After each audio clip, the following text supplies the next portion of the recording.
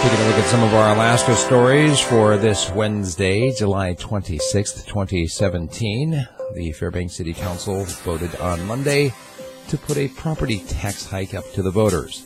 This will be on the October ballot.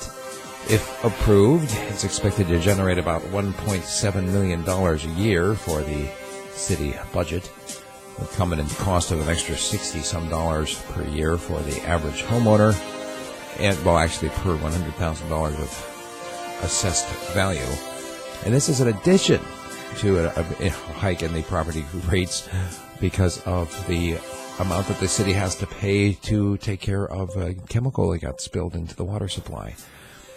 Police in Anchorage are searching for another halfway house escapee, something which appears to be happening just about every week. People just walk away from the halfway house and don't come back. You may have heard about the $10 million SAP project. That's the software upgrade that the city of Anchorage put into place about 6 years ago. That bill is now up to $81.5 million, by the way. Amid the current economic crisis, UAF is going to be cutting the economics degree.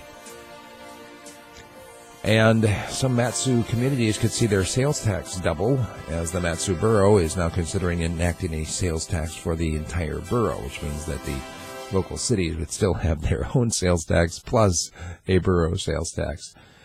Down by Baycrest Overlook in Homer, a state transportation worker noticed a bent guardrail, and it looked like a vehicle had gone over, so he called it in.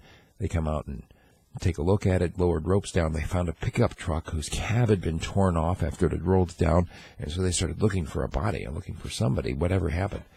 Turns out the accident had happened a couple of days before, and the man's friends showed up and let the rescue workers know, yeah, he's not down there. This happened a couple of days ago. He got away unharmed.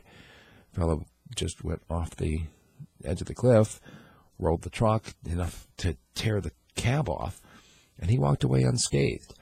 So now, because they took the time to search for a body, they're looking at charging him with leaving the scene of an accident.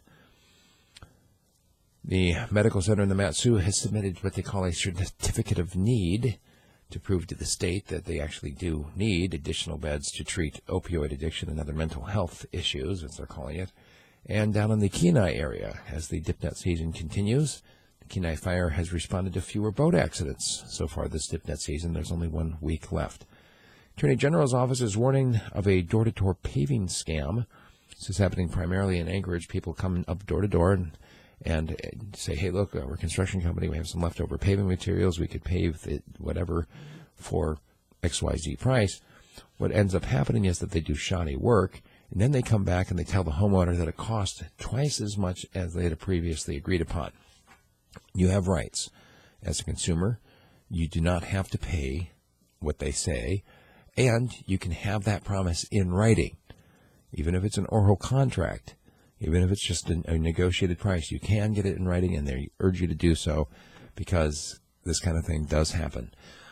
There you have it. That's our news. Make sure you check out my commentary today, which has to do with the voter information that the federal government is demanding from the states. And hit me up with a news tip. Send me an email, steve@radiofreespeech.com.